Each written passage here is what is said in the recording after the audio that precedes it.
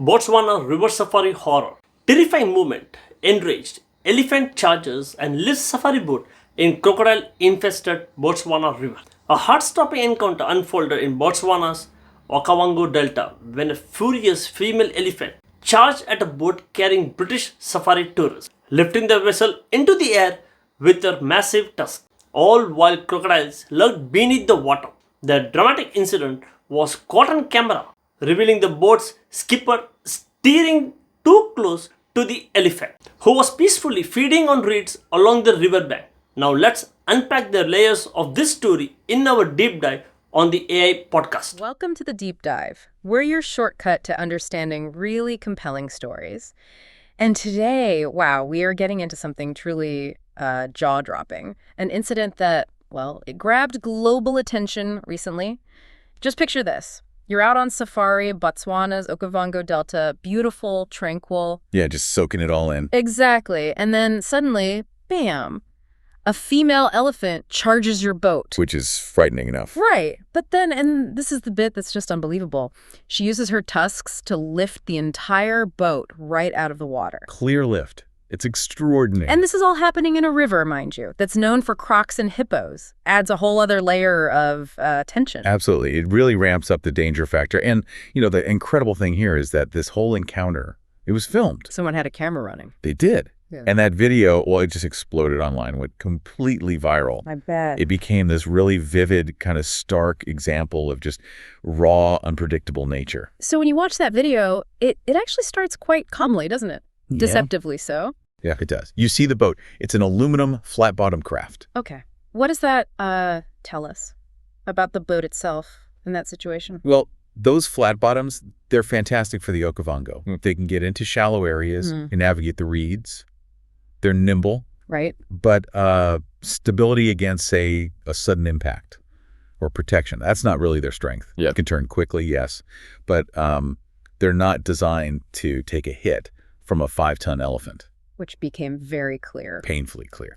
And the skipper is maneuvering, as you said, quite close to this elephant who's just, grazing nearby. How close are we talking? Well, watching the footage, it looks dangerously close by most professional safari standards. Certainly seems well inside the recommended 50-meter sort of buffer zone you'd want for elephants. Sure. And yet, initially, there's this lighthearted chatter on the boat.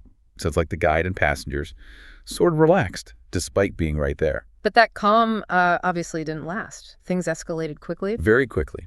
The elephant starts showing signs of agitation, becomes visibly upset. What kind of signs are we talking about? Generally. Oh, it can be subtle at first. Maybe ears fanning out more, a head shake, maybe a mock charge.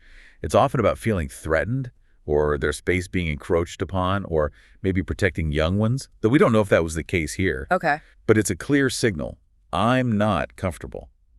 And in this instance, it went from agitation straight to a full charge. And the guide, they realized the danger. Yes, you hear the guide trying to manage it, assuring everyone, I'll zoom forward if she gets too close, that kind of thing. Right, the standard procedure, you'd think. Exactly. But here's the absolute crux of it, the critical moment. Just as the elephant commits to the charge, just as they need that power, the engine fails. Oh, no. Just cuts out. Dead in the water, instantly stranded, helpless. And the elephant is just coming right at them. Closing the distance incredibly fast. A truly terrifying position to be in. So our mission here in this deep dive is really to unpack this whole thing, this extraordinary near miss. Yeah, look at the sequence, the decisions. Understand what happened, why it might have happened, and maybe what it tells us about, humans and wildlife interacting in these really wild places. The power dynamics, definitely. We'll help you understand what's most important here. Right. Well, it's quite a story. So let's get back to that peak moment. Engine's dead. This massive elephant, 5 tons, 11 feet tall? Around that, yes. Yeah. A fully grown female African elephant. A huge animal. And she's right there, trumpeting loudly, and just shoves her tusks under the front of the boat. Under the bow, yeah. And lifts it high into the air. The video shows people just screaming, tumbling from seats. Pure panic. You hear cameras dropping, people shouting, "Holy S!" and gasping. Oh, no. It's just raw terror caught on tape. Utter chaos. It looks like the boat is absolutely going to flip over. It really does. It seems inevitable at that point. But then somehow, maybe the angle changed, maybe the boat shifted. Her tusks, lose their grip, Wow. and the whole vessel just crashes back down into the water. Into that water filled with crocs and hippos. Exactly. A terrifying prospect in itself. And even then, it wasn't quite over. She actually struck the boat 3 more times with her tusks. Sort of warning blows, perhaps. 3 more times. Yeah, before finally deciding to disengage and move off. Just incredible. The aftermath? It's almost as unbelievable as the attack. Nobody was hurt. Miraculously, no physical injuries to anyone on board. And the boat didn't capsize. Didn't capsize, stayed afloat, which, after being lifted like that, is pretty amazing. You can hear the shock in their voices afterwards, can't you? Someone asks, almost bewildered, was that meant to happen? And you hear the shaky voice just reply, no. Simple as that. Yeah. And others just saying, golly, oh my goodness, just complete disbelief. Utter shock, and I imagine a huge wave of relief. It's a truly remarkable outcome, considering what could have happened. It really is. And this whole thing, it brings us to thinking about elephants more broadly, doesn't it? It absolutely does. It's a really important reminder. We often hear them called gentle giants, and, they often can be quite placid. Yeah, that's the image many people have. Right. But it's crucial to understand they're also statistically among the most dangerous large animals in Africa. Really?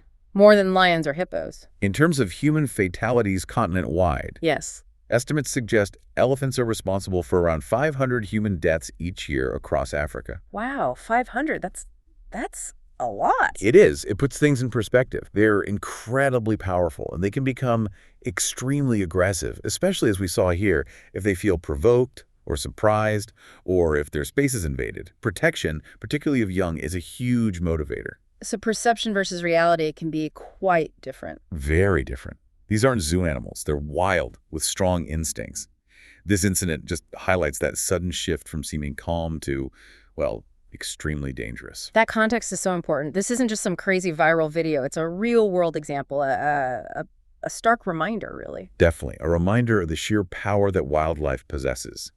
And it really underscores how vital it is to maintain a respectful distance. Especially in places like the Okavango, right? Where nature is absolutely in charge. Precisely. These are their territories, their homes. We are the visitors. Showing respect through distance isn't just about safety. It's fundamental to responsible tourism. And that kind of brings us to a final thought, maybe something for you, the listener, to mull over. Yeah, it raises a really interesting question, doesn't it? How do we balance that natural human curiosity, that, desire we have to see wildlife up close, to get that amazing photo or experience? Which is understandable. Of course. How do we balance that with the absolute necessity of respecting their space, their boundaries, and ensuring safety, both theirs and ours, in these truly wild environments? What's our responsibility, really, when we step into their world? Exactly. Where does that line lie between experience and intrusion? It's something worth thinking about next time you see footage like this, or maybe even plan a trip yourself. Okay, one more question. Do you think the guide underestimated the danger, or was he trying to stay calm for the tourist? Don't forget to comment it. Thanks.